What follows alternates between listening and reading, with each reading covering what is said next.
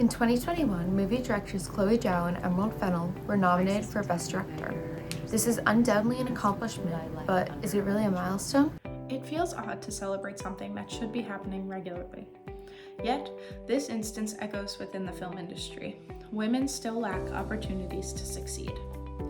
In this video, we will discuss the current gender inequality crisis in the film industry, why this exists, and how we can address it. In 2020, women accounted for 17% of directors compared to the 2019's 19%. We have decreased 2%. More than 70% of films have only male writers. The Academy Awards have been running for 96 years, and within this long time frame, only 8 women have ever been nominated for Best Director. And the Oscar goes to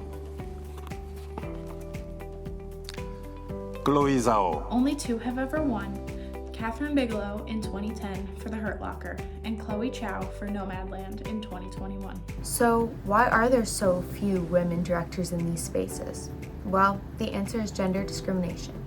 One factor is hiring discrimination.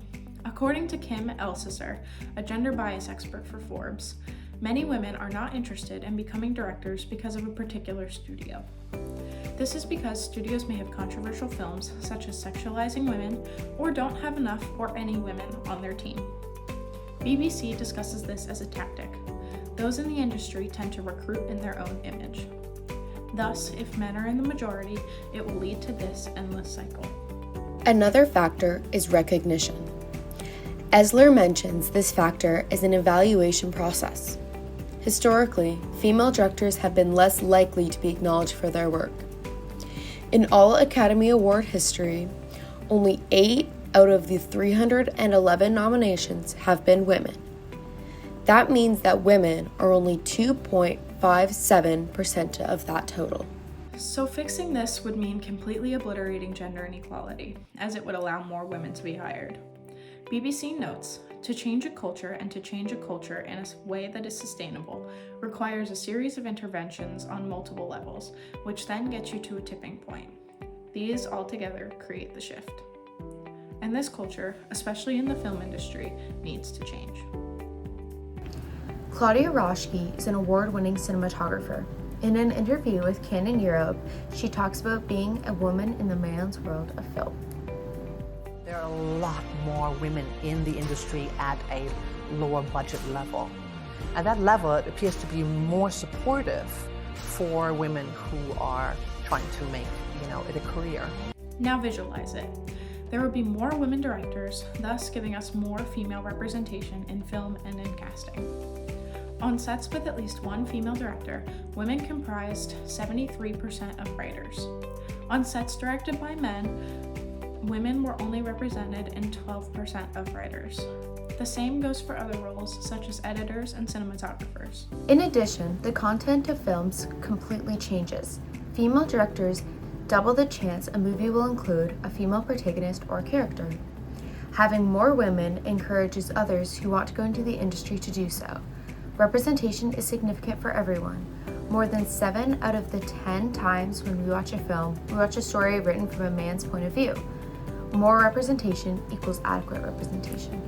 Roschke also talks in her interview with Canon about how we can beat the stigma surrounding women in the film industry. Here's what she has to say. We just need to see more women in leading roles, and we need to see more women being celebrated, not on the small level, on big events like Oscar kind of events, where women are rewarded for their efforts. So what can you do as an Emerson student? Women in Motion is an Emerson-affiliated organization that intends to provide opportunities for women in the film industry. Through projects, guest speakers, workshops, and experiences, Women in Motion is open to all genders. Outside of Emerson, another option is Free the Bid. Free the Bid is a nonprofit organization advocating on behalf of women directors for equal opportunities to bid on commercial jobs in the global advertising industry. They have helped increase the number of women directors at some agencies by 400%. Both Free the Bid and Women in Motion are successful organizations, but to elevate the chances of success, we need a long-term action plan. Fixing this issue means addressing gender inequality as a whole.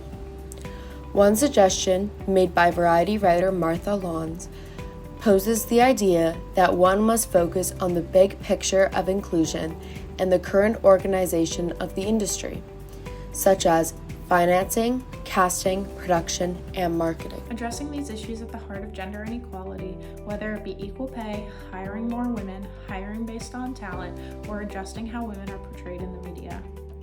Matt Waring for Film Independent writes that when one issue is addressed in an industry, other issues are recognized and are more likely to be fixed.